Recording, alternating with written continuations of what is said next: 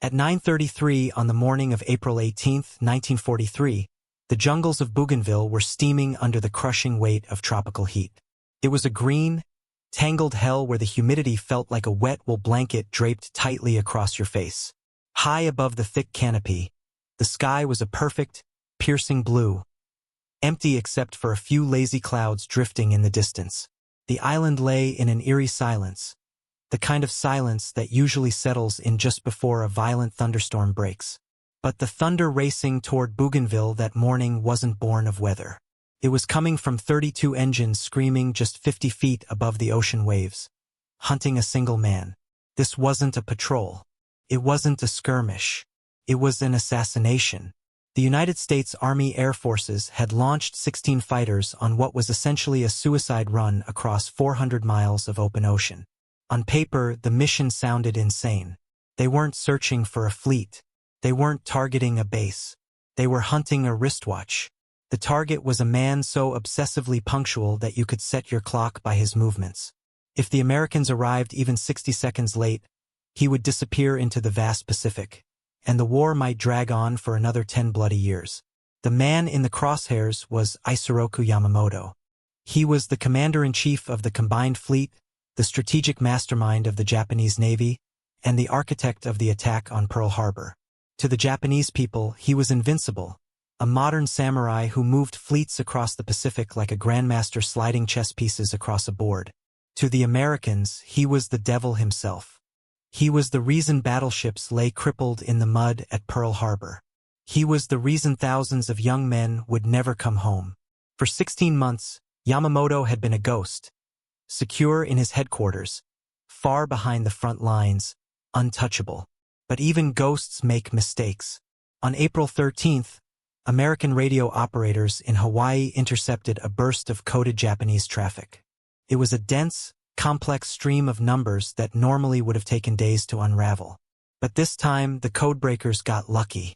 Patiently, they peeled back the layers of encryption like the skin of an orange. What they uncovered made their blood run cold. It was an itinerary, a travel schedule so detailed it even specified what kind of boots the Admiral would be wearing. On April 18th, Yamamoto would fly from Rabaul to Balali Airfield for an inspection tour.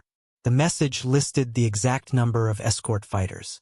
It named the type of bomber he would travel in. And most critically of all, it gave the time. He would arrive over Bougainville at precisely 9:35 a.m. The intelligence officer who read the intercept understood immediately that he was holding a stick of dynamite. This was the opportunity to cut off the head of the snake. But once the initial excitement faded, cold reality set in. The Americans were based on Guadalcanal, a rotting, fever-ridden island nearly 400 miles away. The Japanese controlled the skies, the seas, and everything in between. To intercept Yamamoto, American fighters would have to fly nearly 1,000 miles round trip. They would have to maintain total radio silence. They would need to skim so low over the ocean that salt spray would crust over their windshields, all to avoid Japanese radar. And they had to reach a precise point in the sky at the exact second the Admiral appeared. The Navy admirals studied the math and shook their heads. It was impossible. Their primary fighter, the F-4F Wildcat, was rugged and dependable, like a flying beer barrel, but it had short legs. It was built to circle aircraft carriers, not to cross oceans. A Wildcat attempting the journey would run out of fuel long before reaching Bougainville. The newer Corsairs were faster, but they were still plagued with teething problems. Their pilots weren't ready for a navigational nightmare like this. Experts in Washington dismissed the idea outright. You can't snipe a single car on a highway from 400 miles away. And you certainly can't do it with airplanes over an empty ocean. But there was one aircraft sitting on Guadalcanal that many Navy officers distrusted. The P-38 Lightning. And it was the only machine on Earth that had even the slightest chance of pulling this off. When the P-38 first arrived in the Pacific, nobody quite knew what to make of it. It didn't resemble a traditional fighter. It looked more like a science experiment that had escaped from a laboratory. A central pod housed the pilot and the guns. From it extended two long, slender booms reaching back to the tail, each powered by its own engine. It looked as if someone had taken two airplanes and welded them together with a bathtub in the middle. Japanese pilots laughed the first time they saw it. They called it ugly. It wasn't nimble like their Zeros. Couldn't turn on a dime. It was big, heavy, and eerily silent. American mechanics weren't fond of it either. The Lightning was complex, filled with turbo-superchargers and electrical systems that seemed engineered to create nightmares. Servicing a P-38 in jungle heat felt like repairing a Swiss watch inside a sauna while mosquitoes the size of coins feasted on your skin. Other pilots mocked the Lightning drivers. They called it the funny plane or the fork-tailed devil. They claimed it was too big for a dogfight and too fragile for a close brawl. They warned that losing an engine on takeoff could flip the aircraft and kill you before you even had time to scream. But the P-38 had a secret. It wasn't built to dogfight. It was built to hunt. It was faster than anything the Japanese fielded. It climbed like a rocket. And most importantly, it carried fuel tanks the size of swimming pools. The engineers at Lockheed hadn't designed a defensive fighter. They had created a long-range assassin. While Navy fighters were gasping for fuel after 2 hours in the air, the P-38 could remain aloft for most of the day. It was a muscle car in a world filled with go-karts. When the order came down from Chester W. Nimitz to eliminate Yamamoto, the mission was assigned to Major John W. Mitchell of the 339th Fighter Squadron. Mitchell was a no-nonsense commander, the kind of man who studied a problem, spat on the ground, and then methodically solved it. But even he paused when he reviewed the mission parameters. For 100 miles out, for 100 miles back, intercept a target flying at 200 miles per hour with zero margin for error. The P-38s were capable, but even they lacked the range under standard configuration. To avoid Japanese observers, the fighters would have to fly a massive dogleg route, south, then west, then north, looping around the Solomon Islands like a boxer throwing a wide hook. That detour added hundreds of miles. Standard fuel tanks wouldn't suffice. They needed more gas. The ground crews on Guadalcanal sprang into action. They scoured supply dumps for anything capable of carrying additional aviation fuel. Eventually, they located a stockpile of enormous drop tanks originally intended for ferry flights across oceans. Each tank held 165 gallons and looked like a swollen metal teardrop. But there was a problem. The P-38s weren't designed to carry tanks that large. It was like trying to bolt truck tires onto a bicycle frame. The mechanics didn't care. Armed with sledgehammers, wrenches, and raw determination, they forced the oversized tanks into place. They ignored the manuals. They ignored the diagrams. Because if the math was going to be beaten, it would be beaten by steel, sweat, and perfect timing. They ignored the safety regulations. With brute strength and stubborn determination, the mechanics wrestled the enormous fuel tanks onto the wings and wired them into place.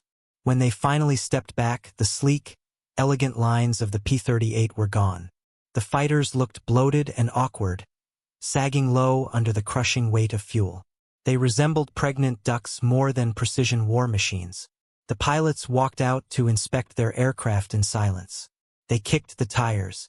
They stared at the swollen metal tanks. Then they looked at the short, uneven dirt runway stretching toward a wall of jungle.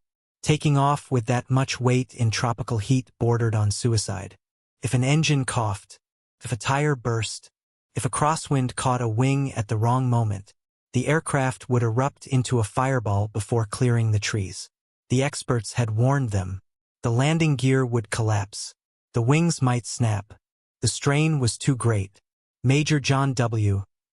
Mitchell gathered his men inside the suffocating briefing tent. The air was thick with heat, canvas, and stale sweat. He didn't deliver a patriotic speech. He didn't talk about medals, glory, or history. He pointed at the map. His finger traced a long, jagged scar across the blue ocean. 2 hours at 50 feet. No radio, no chatter, no weather updates. If they encountered trouble on the outbound leg, they were not to engage. They were to run. Every drop of fuel and every bullet had to be saved for one target. He looked at his pilots, young men barely out of their teens, some of whom had been flying crop dusters only a few years earlier. Now they were being asked to navigate through the most hostile airspace on Earth to kill the most important military leader in the Japanese Empire. Mitchell didn't sugarcoat the odds. If they missed the intercept by even a few minutes, Admiral Isoroku Yamamoto would land safely, and the opportunity would vanish forever. They would simply be 16 fools who had flown 1,000 miles for nothing. Fear hung heavy in the tent, but so did anger. They remembered Pearl Harbor. They remembered the burning ships. They remembered the blackened bodies pulled from the water. For a year and a half they had been fighting defensively, retreating, absorbing blows, clinging to survival by their fingernails. Now, for the first time, they were striking back. They were taking the war directly to the man who had set it in motion. On the morning of April 18th, the engines of 16 P-38 Lightnings roared to life. The sound was deafening, a deep, throbbing growl that shook the surrounding palm trees. Blue smoke poured from the exhausts as oil burned off. The aircraft strained against their wheel chocks, heavy and dangerous, like predators eager to break loose. Mitchell climbed into his cockpit and secured his helmet. He checked his watch. He checked his compass. He looked across the runway at the aircraft so many had mocked. It no longer looked ugly. It looked lethal. He pushed the throttles forward. The massive fighter lurched down the dirt runway, bouncing over ruts and holes. The wings flexed under the weight of the oversized fuel tanks. Speed built slowly, painfully. The jungle at the end of the strip rushed toward him like a solid green wall. Mitchell eased back on the stick. The P-38 shuddered. The wheels lifted. The heavy machine clawed into the air, clearing the treetops by inches. One by one, the others followed, 16 fork-tailed devils climbing into the golden morning sun, banking west toward open water. The hunt had begun. Once the formation cleared the treeline at Guadalcanal, they didn't climb to the cool safety of 20,000 feet. Instead, Mitchell pushed the nose down.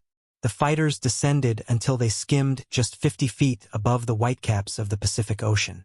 This was the dead zone. At that altitude, the curvature of the Earth shielded them from Japanese radar stations scattered across the surrounding islands. It was brilliant and terrifying. Flying a 10-ton metal aircraft that close to the ocean was relentless work. The Pacific was no calm mirror. It was a living, heaving force. Swells rose and fell unpredictably, and the pilots had to constantly adjust their controls to avoid disaster. If even the tip of a propeller touched a wave at 200 miles per hour, the aircraft wouldn't merely crash. It would cartwheel and explode into fragments before the pilot could even react. Normally, the cockpit of a P-38 was relatively comfortable. Today, it was an oven. The tropical sun beat down through the glass canopy, turning the cramped space into a greenhouse. The temperature soared past 100 degrees Fahrenheit. There was no air conditioning, only thick, humid air blasting through small vents. Within minutes, sweat soaked their flight suits. It stung their eyes and dripped from their noses. But they couldn't wipe it away. Both hands were locked onto the heavy controls. The twin engines produced a relentless vibration that rattled their teeth and numbed their fingers. It was a dull, constant shaking that seeped into the bones, and they had to endure it for 2.5 hours. Yet, the physical discomfort was nothing compared to the mental strain. Radio silence was absolute. The order was not a suggestion, it was law. The slightest press of a microphone switch would broadcast a signal that Japanese listening posts could detect instantly. A single accidental click, a careless transmission, even a stray noise near an open mic could destroy the element of surprise. Yamamoto would turn back, and the Americans would fly straight into a trap of waiting zeros. So 16 men sat alone inside their roaring metal machines, unable to speak to the wingmen flying just yards away. They communicated through subtle hand signals and gentle wing wobbles, but mostly they followed their leader in disciplined silence. And Major Mitchell carried the heaviest burden of all. Experts back in Washington, men with slide rules and polished desks, had insisted that navigating 400 miles over open water without radio beacons was impossible. The Solomon Sea offered no landmarks, no islands, no visual cues, just endless blue in every direction. Mitchell relied on dead reckoning, the ancient mariner's method of calculating position through speed, elapsed time, and compass heading. It was navigation reduced to math, instinct, and faith. And if his calculations were off by even a fraction, the hunt would fail. But dead reckoning in an airplane is nothing like plotting a course on calm water. Wind pushes you sideways. If the wind at sea level was blowing just 5 miles per hour stronger or weaker than forecast, Mitchell's entire formation would drift off course. If his heading was wrong by only 2 degrees, they would arrive over Bougainville miles away from the intercept point. If his speed estimate was off by 5 miles per hour, they would reach the target too early and be spotted, or too late and find nothing but empty sky. He was performing trigonometry in his head while flying a vibrating fighter just 50 feet above the ocean, knowing that the most important target in naval history was counting on him to fail. He checked his compass. He checked his watch. He checked the map strapped to his knee. Then he did it again. For 150 relentless minutes, Major John W. Mitchell was a human computer battling wind, heat, and uncertainty. The route he had drawn on the map was a massive hook, swinging far south and west to avoid Japanese garrisons in the New Georgia Islands. They were skirting the edge of enemy territory, slipping in through the back door. Occasionally, a pilot would glance sideways and spot a dark smudge on the horizon, an island under Japanese control. If a single lookout standing on a beach with binoculars happened to glance up at the right moment, he would see 16 twin-tailed shadows racing across the waves. One phone call and the mission would be finished. The pilots kept their heads on swivels, scanning for enemy patrols. The sky stayed empty. The ocean stayed empty. It felt as if they were alone on the planet. But time was ticking. Fuel gauges began to drop. The P-38 was thirsty, and those oversized, unauthorized drop tanks were draining fast. The ground crews had rigged them with rubber hoses and optimism. Every pilot silently prayed the fittings would hold. A clogged fuel line or failed pump meant turning back and failure. The engines, however, never faltered. The twin Allisons purred steadily. The strange, ugly aircraft with the awkward silhouette proved itself a masterpiece of endurance. It devoured miles effortlessly, gliding over the swells like a shark closing in on prey. At 9 a.m., Mitchell signaled for the turn. The formation banked north toward the coast of Bougainville. The hook was complete. Now came the intercept leg, the most dangerous stretch of all. They were flying straight toward enemy territory. Surprise still belonged to them, but it was fragile. The pilots armed their weapons. The P-38 carried a terrifying concentration of firepower in its nose.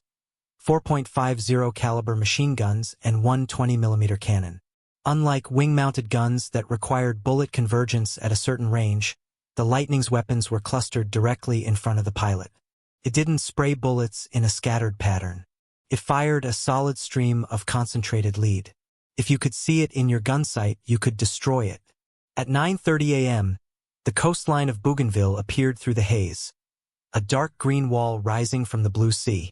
Mitchell checked his watch. They were exactly on time. After 400 miles of blind navigation over open ocean, they had arrived at the precise point he had traced inside that suffocating tent back on Guadalcanal. But the sky was empty. The pilots scanned until their eyes burned. Where was he? Had the intelligence intercept been wrong? Had American codebreakers misread the transmission? Had Admiral Isoroku Yamamoto delayed his departure from Rabaul for something trivial? Doubt crept in. The impossible math that skeptics had mocked seemed on the verge of unraveling at the final second. Mitchell held course. He did not circle. He did not search. He trusted the clock. The intercept time was 9:35. It was 9:33. The jungle coastline rushed closer. They were running out of ocean. If the Admiral wasn't there, they would have to turn for home with empty fuel tanks and nothing but the story of history's largest wild goose chase. Then, at 9:34, a voice broke the silence. It was Lieutenant Doug Canning from the cover section. He didn't shout. He calmly keyed his microphone and spoke 2 words that would echo through history. Bogies. 11 o'clock high. Every pilot snapped his head left. And there they were. Against the dark green mountains, 2 Mitsubishi G4M Betty bombers cruised at roughly 4,000 feet. Camouflaged in jungle colors, they looked fat and slow, more like flying whales than warplanes. Around them danced 6 escort fighters, weaving protectively above and below. The Japanese formation was flawless. They were exactly where the schedule said they would be. They flew with the smooth confidence of men who believed they were perfectly safe. They had no idea that 16 miles below, 16 American fighters had been stalking them across the ocean. The Japanese escorts were scanning the sky for wildcats or corsairs, fighters that attacked from above. They weren't looking down at the waves. Inside one of those bombers sat Admiral Yamamoto, likely gazing at the lush island beneath him, preparing for his inspection tour. He had no idea the fork-tailed devils were already climbing to meet him. Mitchell gave the command, "Drop tanks." 16 hands pulled release levers. 32 massive fuel tanks tore free and plunged into the ocean below, splashing into white foam. Instantly, the P-38s felt lighter. The drag vanished. The lumbering, fuel-laden machines transformed back into sleek predators. Throttles slammed forward to war emergency power. Turbo superchargers shrieked with a high-pitched whine, like dentist drills spinning at full speed. The formation split. Mitchell led 12 aircraft upward for top cover. His role was to intercept the escorting Zeros and keep them off the attack group. For fighters, known as the Killer Flight, remained lower. They were led by Captain Thomas G. Lanford Jr. and Lieutenant Rex T. Barber. Their orders were brutally simple. Ignore the fighters. Ignore the chaos. Attack the bombers. Kill the Admiral. The P-38s angled upward, climbing hard. The jungle backdrop concealed them from Japanese eyes above. They were rising out of the radar-evading dead zone and into the fight. The impossible mission, the insane navigation, the jury-rigged fuel tanks, the silent 400-mile approach had worked. The trap had been sprung. But then, flash. One of the P-38s banked slightly too steeply. Sunlight glanced off its canopy like a mirror signal. A Japanese Zero pilot saw it. The Zero dipped its wing in alarm. The perfect Japanese formation shattered. Escort fighters dropped their own fuel tanks. The bombers nosed downward, diving toward the treetops, trying to hide against the jungle canopy. In seconds, the peaceful sky exploded into chaos. Japanese radio channels erupted with frantic warnings. But it was already too late. The P-38s had altitude, they had speed, and they were diving straight into history. They had the altitude, and they had the anger. Lieutenant Rex T. Barber shoved his throttle forward into war emergency power. His P-38 Lightning shuddered as it surged past 400 miles per hour. He wasn't watching the Zeros diving toward him. He was locked onto the lead bomber. He could see the red rising sun insignia painted across its wings. He could see the glass nose where the crew sat. He centered the bomber in his gun sight. The aircraft critics had mocked. The one they said couldn't turn, couldn't dogfight, couldn't fly this far, was about to usher Admiral Isoroku Yamamoto into the 20mm age. The instant the drop tanks fell away, the physics of the battle changed. The P-38s were no longer flying fuel depots. They were predators. Freed from the drag of the oversized tanks, the twin Allison engines roared with a sharper, higher pitch. The airframe stopped shuddering and began slicing cleanly through the sky. The pilots felt the transformation immediately. The heavy yoke in their hands became responsive, alive. For 2.5 hours they had flown like cautious old men. Now they were driving Ferraris armed with cannons. Below them, the Japanese formation disintegrated. The 2 Mitsubishi G4M Betty bombers banked hard and dove toward the jungle canopy. Their pilots were experienced. They knew their only chance was to get low, so low the Americans would risk smashing into the trees to follow. The 6 escorting Zeros reacted instantly, rolling over and diving to intercept. The Zero was famously agile. In a slow, twisting dogfight, it could outturn almost anything in the sky. But Barber had no interest in turning fights. He was part of the killer flight. His orders were brutally simple. Ignore the fighters. Ignore the gunfire. Destroy the bombers. As Barber banked right, he saw the lead Betty, the one carrying Yamamoto, skimming just above the treetops. He pushed the throttles harder. The engines screamed. The aircraft vibrated under the strain. He cut across the bomber's path, intercepting before it could vanish into jungle haze. Above him, chaos erupted. Captain Thomas G. Lanford Jr. rolled into the diving Zeros. He fired a burst. 1-0 didn't simply catch fire, it disintegrated. Japanese fighters were built for agility, not protection. They lacked armor and self-sealing fuel tanks. When Lanford's heavy .50 caliber round struck, the Zero became a spinning fireball of orange flame and black smoke. But Barber never saw it. His world had narrowed to a single image, the circular ring of his gun sight and the broad green fuselage of the Betty ahead. He was closing fast, over 400 miles per hour. The bomber pilot jerked his controls violently, skidding side to side to spoil Barber's aim. The tail gunner opened fire. Tracer rounds whipped past Barber's canopy, angry red streaks slicing through the air. He didn't flinch. He didn't break. He held the P-38 steady, a twin-boomed arrow aimed at the heart of the Japanese Empire.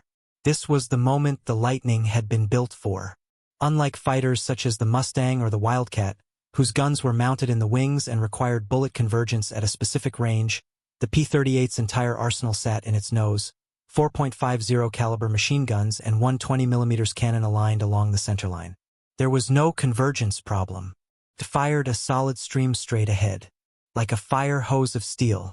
At less than 100 yards, Barber squeezed the trigger. The nose of the Lightning erupted. 4 machine guns and the 20mm cannon fired simultaneously. The recoil shook the aircraft, a violent vibration coursing through the frame. The results were devastating. Heavy rounds slammed into the Betty. They didn't simply puncture metal, they shredded it. The .50 caliber bullets ripped across the fuselage like a chainsaw tearing through thin aluminum skin. Cannon shells smashed into the right engine. The engine disintegrated. The cowling tore free. Thick black oil sprayed across the wing. A tongue of white-hot flame followed instantly. The bomber convulsed. Chunks of metal tore away. Plates the size of dinner trays spun into the slipstream. American pilots had nicknamed the Type 1 bomber the one-shot lighter. Now it lived up to its name. Barber kept firing until he was nearly on top of it. At the last second, he pulled up sharply, heat from the burning aircraft flashing beneath him. The Betty did not explode in midair. It died violently. With one engine destroyed and a wing ablaze, lift vanished. The bomber rolled belly up like a dying fish and plunged into the jungle canopy. The impact was brutal. Aluminum smashed through ancient hardwood trees, snapping trunks like matchsticks. Wings sheared off. The fuselage crumpled and carved a scar through the jungle floor before erupting into a towering fireball. Inside that burning wreckage, Admiral Isoroku Yamamoto, the architect of the attack on Pearl Harbor, was thrown forward into his instrument panel. For a split second, the jungle fell silent. Then the second bomber roared past. The mission was not yet complete. Another Betty, carrying Yamamoto's chief of staff, Vice Admiral Mato Magaki, was fleeing out to sea, hugging the waves in a desperate escape. Lieutenant Raymond K. Hine and Lieutenant Besby F. Holmes spotted it. Holmes had been delayed when his drop tanks refused to release, costing precious seconds during the initial attack. Now free of the tanks, Holmes dove with fury. The Japanese pilot, having seen the fate of Yamamoto's aircraft, panicked. He banked sharply, attempting to turn back toward Belaley. It was a fatal error. The maneuver exposed the broad upper surface of the bomber's wings. Holmes and his wingmen closed in and opened fire. At first, rounds splashed into the ocean around the fleeing aircraft, geysers of white spray erupting in its wake. Then the aim corrected. Bullets marched up the tail and tore into the fuselage.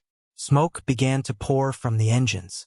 The bomber pilot attempted to ditch, trying to belly flop onto the sea. But he was too fast, too damaged.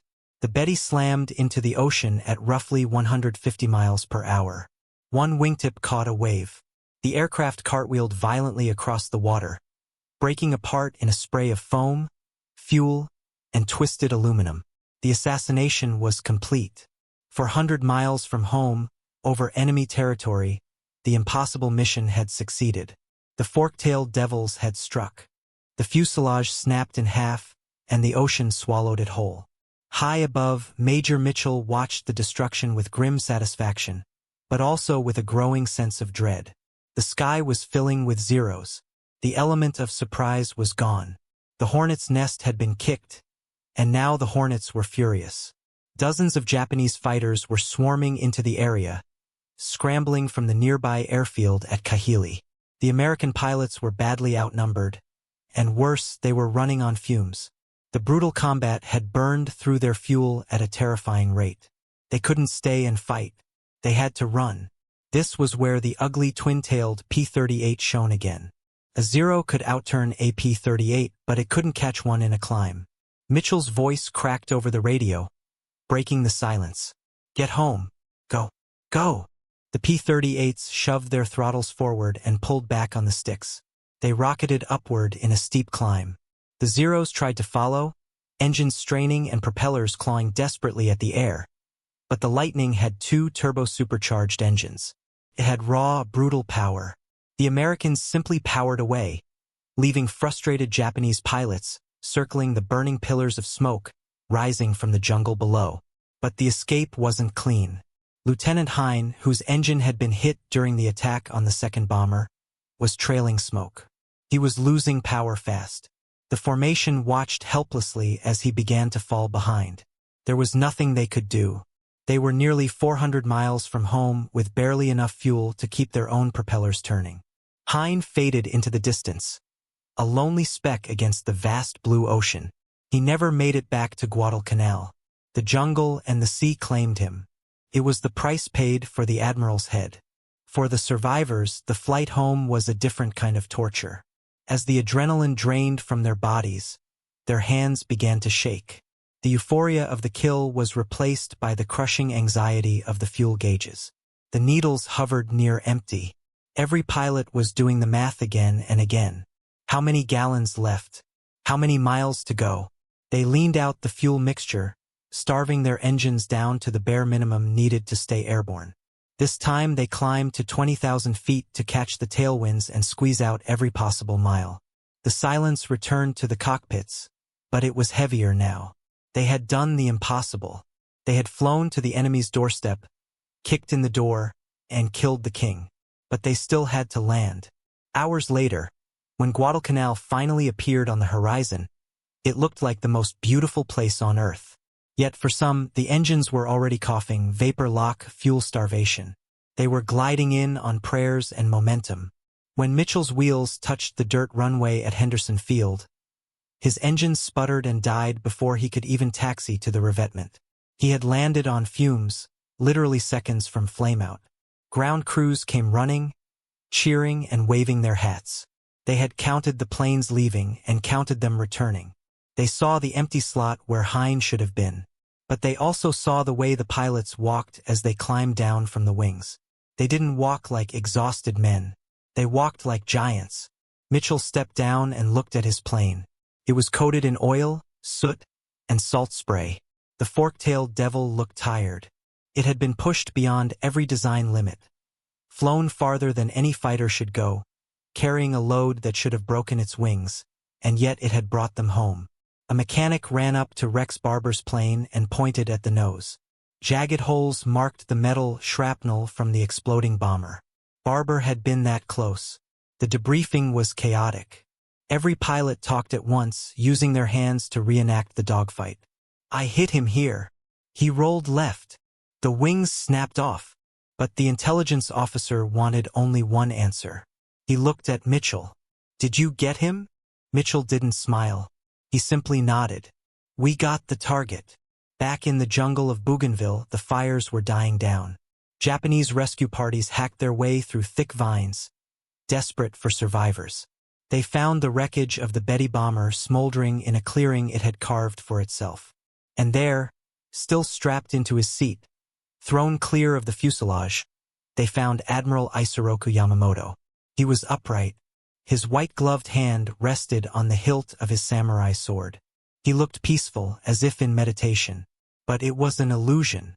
2.50 caliber bullets had struck him, one in the shoulder, another entering his jaw and exiting through his temple. He had been dead before the aircraft hit the ground. The architect of the Pacific War had been executed by a machine he considered ugly, flown by men he believed were soft, in an operation he thought impossible. When the propellers finally stopped spinning on the dirt strip at Guadalcanal, the silence felt heavier than the noise. The pilots didn't leap out celebrating. They climbed from their cockpits like old men. Their flight suits were soaked with sweat that had turned cold and clammy. Their legs trembled when they touched the ground. They had spent nearly 10 hours vibrating inside those metal machines under constant tension. They were dehydrated, half-deaf, and completely drained. Mitchell looked at his fuel gauges one last time. They weren't just low. They were dry. If the mission had lasted 5 minutes longer, half the flight would be swimming with sharks. Ground crews swarmed the planes, but the celebration remained subdued. There were no reporters, no newsreels. This wasn't like the Doolittle raid on Tokyo, where the world knew within days. This was a black operation classified top secret. If the United States announced they had killed Yamamoto, the Japanese would realize their codes had been broken. They would change their encryption immediately, and American intelligence would go blind overnight. So the greatest aerial assassination in history had to remain a secret. The pilots were ordered to say nothing. They couldn't write home. They couldn't brag in the mess hall. They had to swallow the victory and treat it like just another patrol. But across the ocean, the silence was even deeper. The Japanese Navy was in shock. When the jungle search party radioed back that the admiral's body had been found, the news struck Tokyo like an earthquake. Yamamoto wasn't just an officer. He was a symbol, almost a god. He was the one man who truly understood how to fight the Americans. Losing him was like losing an entire carrier division. They kept his death secret from their own people for over a month, terrified that public morale would collapse if the truth came out. And when they finally announced it, radio broadcasters wept on air. They gave him a state funeral, an honor usually reserved for emperors. Officially, they claimed he had died heroically in combat, calmly directing the battle from his seat. They didn't mention that he had been strapped into a chair, ambushed by a plane they once laughed at. The death of Yamamoto shattered the backbone of the Japanese Navy. The strategic brilliance was gone. His replacement, Admiral Koga, was cautious and far less imaginative. Without Yamamoto's aggressive gambling and bold risk-taking, the Japanese fleet shifted to the defensive. And in war, the moment you stop attacking, you slowly start dying. American forces began rolling steadily across the Pacific, Tarawa, Saipan, Iwo Jima. The magic of broken codes continued to provide the roadmap, and the P-38 Lightning continued to provide the muscle. The fork-tailed devil had fully vindicated itself. The critics who once called it ugly and useless suddenly fell silent. The P-38 became the premier American fighter of the Pacific theater. It was the aircraft flown by the top two American aces of all time, Richard Bong and Thomas Maguire. They didn't rack up their victories by turning tight circles in dogfights. They used the Lightning's blistering speed and climb rate to control the fight, to dictate its terms. They hunted the way Mitchell's flight had hunted. Slashing attacks, high-speed passes, striking the enemy before he even realized he was in combat. That funny-looking plane, with its bathtub cockpit and twin tails, destroyed more Japanese aircraft than any other U.S. Army fighter in the war. But the legacy of the Yamamoto mission wasn't pure glory. It got complicated. Success has 1,000 fathers, and this mission was no exception.